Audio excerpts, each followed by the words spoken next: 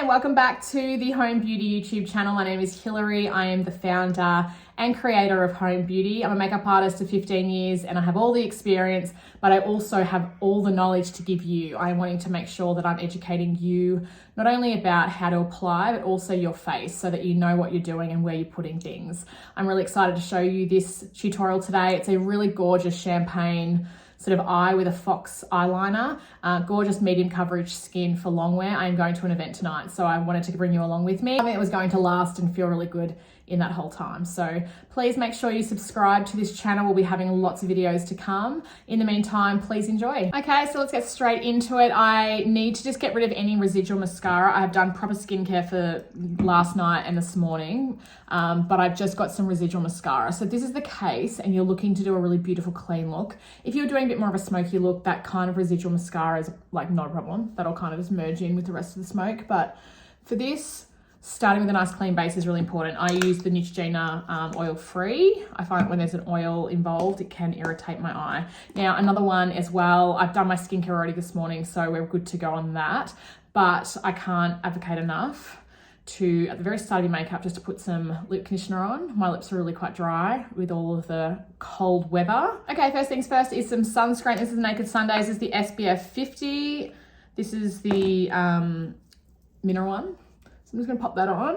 If you're a bit of a darker skin tone, this type of sunscreen might cast a little bit white on your skin, which is why I've created the primer Boom in the darker shade, because a lot of the lighter primers, or a primer that's considered to be universal, actually cast quite white. So that I can see would cast white on a darker skin tone, so definitely go to more of a tinted. I've got a tinted one here. This one's the, I can't even say the word. Anyway, that's a really great one for tinted, and then there's other ones that are a bit more serum-like. Okay, we're gonna go straight into eyes. I like to do eyes first always because I will always be quite messy, and I never would say that any of you would do an eye makeup that doesn't fall out onto your skin.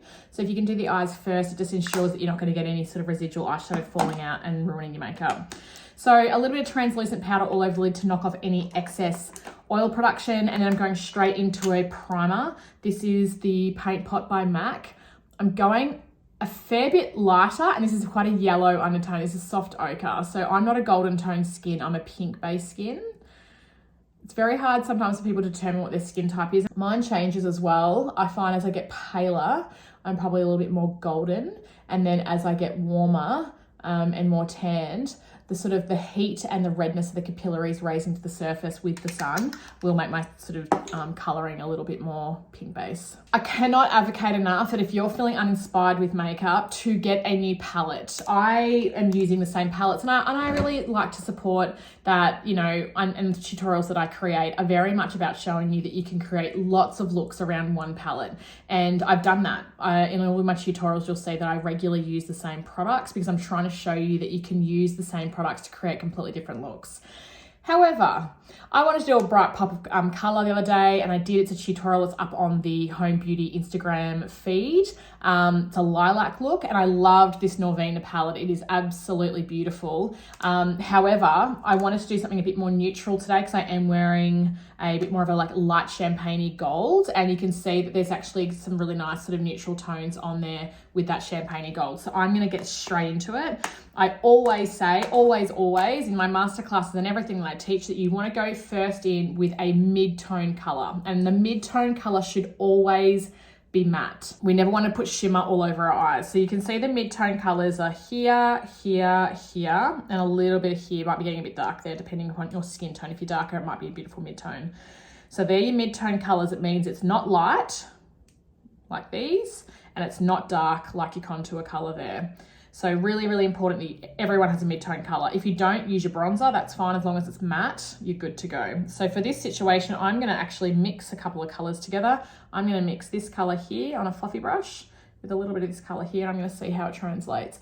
Now, trick, always press it onto your eyes, your eyelids first. Don't go straight into your crease, otherwise you're gonna blend it and it's gonna go, you know, straight in there and all the pigment. Now, instantly I've tested that and that's looking very orange. So really good thing to note. So I'm going to mix that one instead with a little bit of the ochre, and I'm going to test it over this side. There will be some residual color from the previous dip. So I'm just going to go back in with that ochre and correct that color out a little bit. These are very pigmented, And now what I can do is start to sachet up over the crease, keeping with that ochre color, because I can see that's neutralizing that orange out a little bit. So I'm patting all over the lid, and then I'm windscreen wipering through the crease. A good example where I think a lot of people stop their eyeshadow blending, which is in here. What I would really recommend, it depends on how much skin you have between here and here. The goal is, if this is a really big area for you and you find that you've got, you know, quite heavy hoods or you're quite big in that area, I'd really recommend going up and over and closer to your brow bone. I have a lot of space in there. And if you can see right now in this area here, it's really kind of showing more attention to that area because it's lighter. So what I would want to do is just take it up higher to contour it. So just to correct that orange out a little bit, I'm going to go back again in that ochre color, given that I know that this is going to be more of a champagne look. And then with that brush, I'm going to go underneath the eye as well. You want a connection of that underline up to the top that connects with this area here. If your line, and look, I've got very big forward eyes, and with this look, I'm going to blow it out a little bit so I can really take mine further out. If you've got quite small under eye areas and not much of a forward eye, your eye's quite recessed. If you don't know what that means, come to a masterclass. But you really want to just contour it underneath there and then let it connect with what you've done on top, if that makes sense. It's really going to pull the eye shape out. You see how it's not really connecting well in there? So I'm going to go in and then just make sure that line flows through. Okay, I'm going to go in with a Makeup Forever. This is one of the artist pencils. This is great. You can use it on your lips, your eyes, anywhere. This one's in Limitless Brown. I'm just going to run it in my lash line. I don't want to go too strong on the smoky today. It's going to be more of a light, fresh look. But for my eye, definition is really important. I've got really big eyes, and if I don't have that definition, it makes them look even bigger. So I really want to kind of create contour and liner without it being too strong to really frame my eyes out. Okay, so you can see that my eyes are quite round. So they drop out here. This is why wings and pulling out the color is really important, because it's going to take the eye line in this direction as opposed to dropping it down. So what I want to do is keeping my eyes open, and I'm just going to shove the pencil. Yes, you can shove it. We're just going to pop it in there and really sort of work that sort of shape outwards. So when my eyes open, that's giving a really great indication of where it's going to lie. If you do this, you are absolutely guessing as to where you think that wing's going to go. If your eye is open and you can kind of map it out, and using a pencil means it's a lot easier because if you make a mistake, you literally just remove it. But you can see I'm building that out and wanting to go up a bit higher so it doesn't go out too far that way. I'm wanting lift. So now I've just made that little kind of map area, and now I can just take it a bit stronger. If that makes sense, you can see it's kind of really built it out. You can see the difference on how the eye goes this direction and this eye sort of drops down. Also, you will notice the way that I apply, I'm pretty slapdash because I do makeup applications in a way that are kind of bomb-proof. Like those eyeliners don't match. They've got mistakes all over them, but I'm doing this look and designing it in a way that I know that you guys can do it. And if you make the mistakes, this is why we do it this kind of style. We're getting a little smudgy brush, something a little bit stiffer in the bristle, and we're just running it over the outside of it, and we're just blurring that line. So any of those staggers and mistakes, go. So here I've made this tick bigger than this tick, and I like this tick better. So I'm just gonna get my finger, get a cube cotton bud if you need to, anyway, easily corrected. And then you can always go back in with an eyeliner. If you want to go in with a gel eyeliner, the basis of that means that you can go in there and you can kind of map it out and not make any mistakes. So going in with a pencil is a really great foolproof way of doing an eyeliner without feeling like you're committed to that gel eyeliner. Okay, I'm going in with this dark matte color again now. And what I'm going to do is at the very root of my lash, I'm going to anchor that line in with using that dark contour color. And all that's going to do is give me more depth at the root of the lash, which will make my lashes look a lot more fuller, but just gives me a little bit more depth to my eye. These are subtle little differences that I highly recommend. Okay, going in with a shimmer now. So this is all sort of set down. Now I've got the palette and I'm inspired. I'm probably gonna go in with maybe a bit of this one on my lid and then move that one to the inner corner. I like to use my fingers when I'm doing shimmers. The reason being is that it kind of goes on more foiled. Now, I don't want to hit that area in there, and I don't want to hit on the liner. So I'm just going to nudge it into that little area on my lid. If you do put any on your eyeliner area, just simply get that brush that we just used and knock off that shimmer. Now I'm getting that champagne color, that really pale one, and I'm popping it into the inner corner, and then I'm merging it onto my lid to meet that first shimmer that we put on. So you can see it's lighter in here, and then the other one's just there. This will open up the space in the inner corner of the eye and really create this really lovely pop that would, like, what I find is this always references my outfit, because my outfit today is quite a champagne shimmery gold.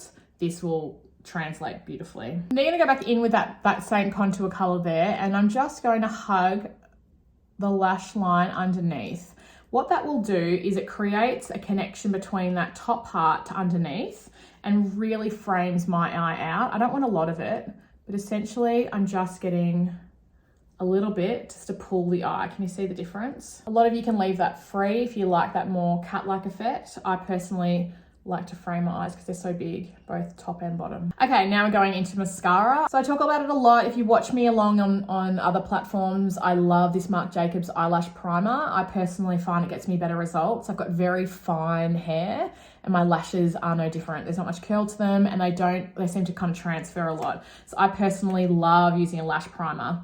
You don't have to use it, and I have to be very, I try to be really communicative in that what works for me in mascara won't work for you. Mascara is really dependent on your actual hair type. So you've got to find something that works for you. For me in this situation, I like volume without it being too clumpy. And this is a really great option for me. This is the Indecent mascara by Kevyn Aucoin. I've really stacked the mascara right sort of towards the outer edge and in this direction, and it really feeds into that wing and really gives lift and this beautiful cat-like effect with the makeup. Now for my favorite part, this is the Home Beauty #1 complexion brush. Do love. It has really given me my dream brush, and hopefully yours too. Just enabling you to do everything you want to do with your base and complexion. It's small enough to get around the nooks and crannies, but big enough to kind of give you that broader stroke that a lot of people like. What we're hearing a lot with the feedback is everyone's loving its blendability. It really moves product into the skin without leaving streaks, which is amazing. So I'm a straight up bang in my tone at the moment because I'm in winter. As I get a bit tanned or darker, I will use a bit of Boom just to boost me up a little bit. At the moment, I'm using Boom as my contour color instead, and it's perfect. Okay, I'm gonna go straight into Boom now, just to give me a little bit of life to my face. I'm just gonna pop it down in the areas that I like to kind of contour. You can see instantly it just bronzes me up and gives me that kind of really beautiful lifted look, which is what I really like in my makeups. I'm getting older, things are starting to droop. So for this look on the skin, I am gonna go a little bit heavier. Again, the reason why I'm doing it today is because I have an event and it's going to go for another 12 hours till I finish, so I need it to last.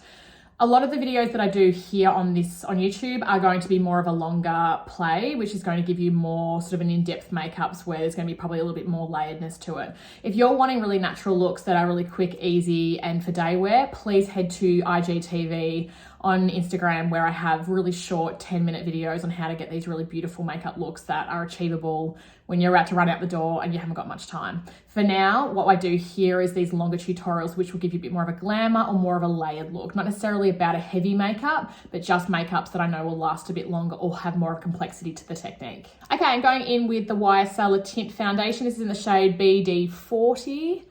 I'm going to use this relatively lightly all over the face. I don't like a lot of foundation, but I like an even coverage.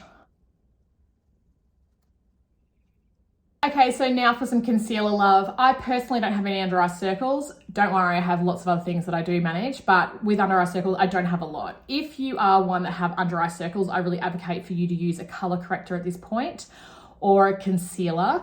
Just be mindful that if you start getting quite tanned or quite dark in your skin tone, the concealer color will not work and will start to go quite green and ashy. So what I do advocate for is for you to get like more of an orangey or peachy undertone color corrector and use that first on any areas that are very dark and then move into the brightening element, which is what I'm doing now.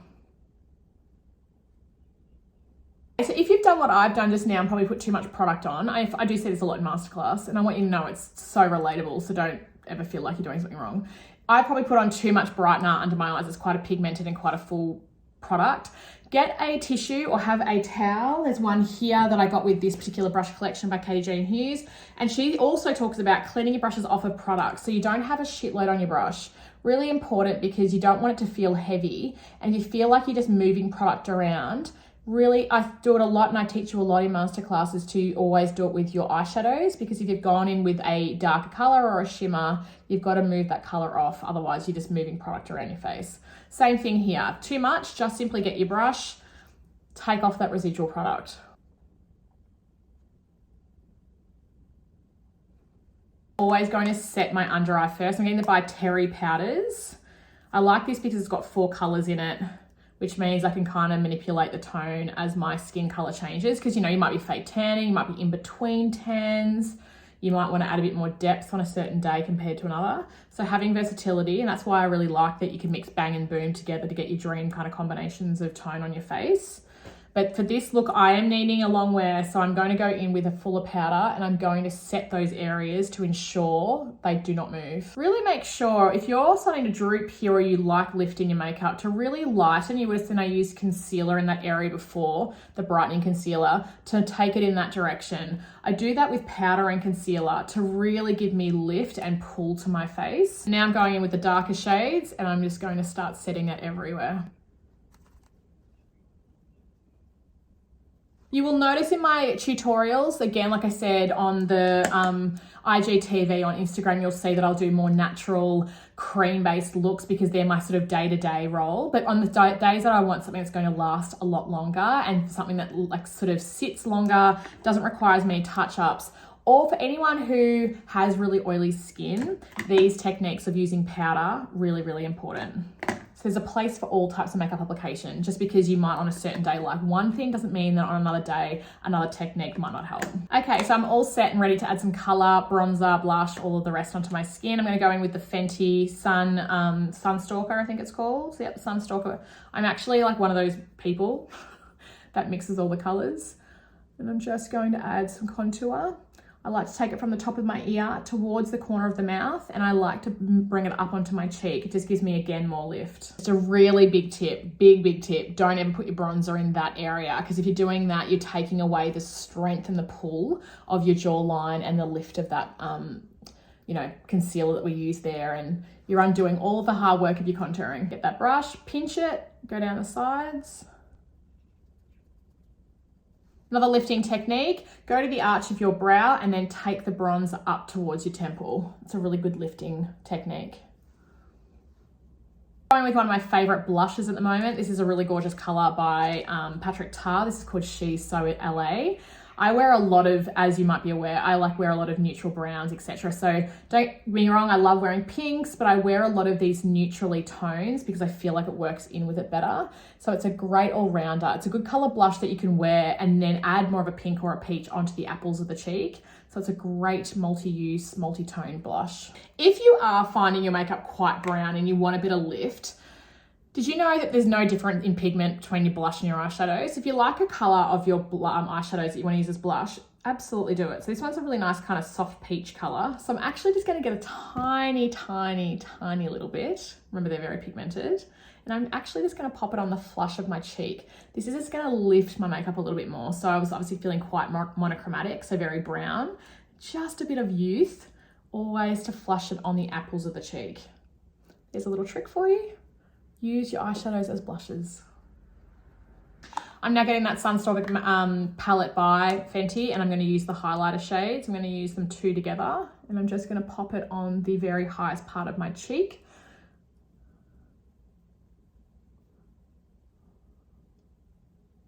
Tiny little bit down the bridge of my nose, and a little bit just on the cupid's bow of my lip.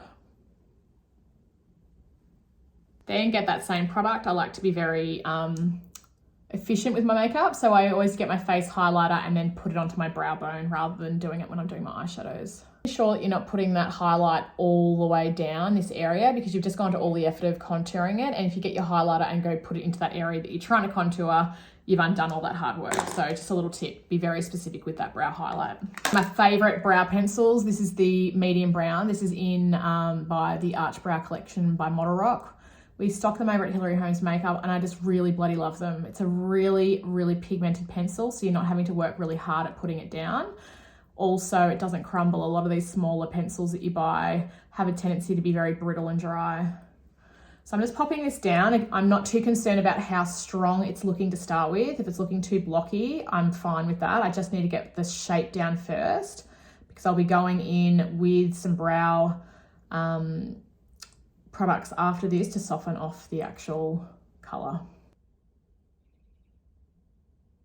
Okay, so now I'm going to reverse. There's a little spoolie on the back of it. I'm going to go in there and reverse the hair and comb backwards. And then I'm going to go in there and soften off the pigment. I don't want to push it too high outside of the shape of my brow because you'll move that sort of tool into the foundation and disrupt it. So just try and be specific with it again. And then brush up. If you're running that spoolie into your actual skin, it'll break up the amount of pigment, so it'll feel a lot more natural when you finish doing that. And then I'm going to go straight in with a spoolie and the Anastasia Brow Freeze, which is a really bloody great product. This is really good what I use for more my long stay. I want my brows to hold and look really sort of fluffy for a really long time. I'm obviously not done, but I'm just going to rest it. This is a really great product. So then now I'm just going to push that through.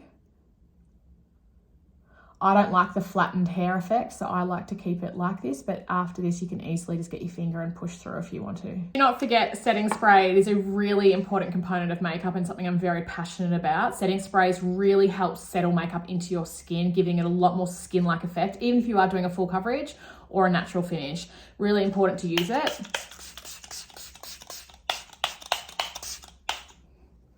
Yes, I'm going to use a photo of me at 5 years old. How cute am I? I really was cute. All right. My daughter found it the other day, so it's just lying around. Come on. Instantly, I can feel it connect. I can feel my makeup sort of adhere, which is really important, particularly for looks like this. You really want it to be a long-lasting makeup. These finishes, you can see it makes it look a little bit more relaxed and a bit more glowy on the skin. Setting sprays really have to be part of your regime if you're wanting that look. Okay, I'm going in with lip liner now. I'm going to go in Boldly Bare with MAC, and this is going to get run all over the lip.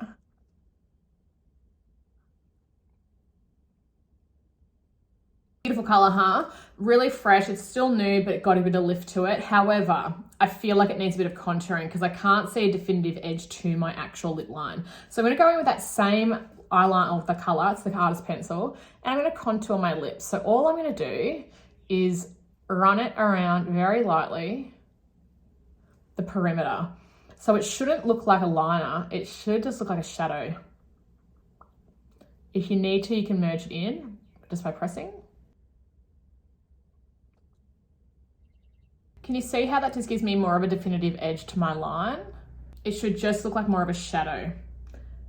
If you feel like it's too harsh, just get your finger and run it around. I'm happy with that. And that is it. That is my completed look. Something really lovely, a bit of a fox eye, something with a bit of pull. It's still keeping it quite luminous and fresh. So it's not overwhelming. It looks lovely, but it's got longevity. It's going to last me all night. It's going to feel really good. And at the same time, I'm still going to feel fresh and radiant. Hope you really enjoy this tutorial, and yeah, please subscribe, have a look at all our other videos. And then when you're also on the website and buying a primer, you do get access to all of our how-to videos and more in-depth masterclass program there. So look forward to it. Thank you so much for watching, and I'll see you next time.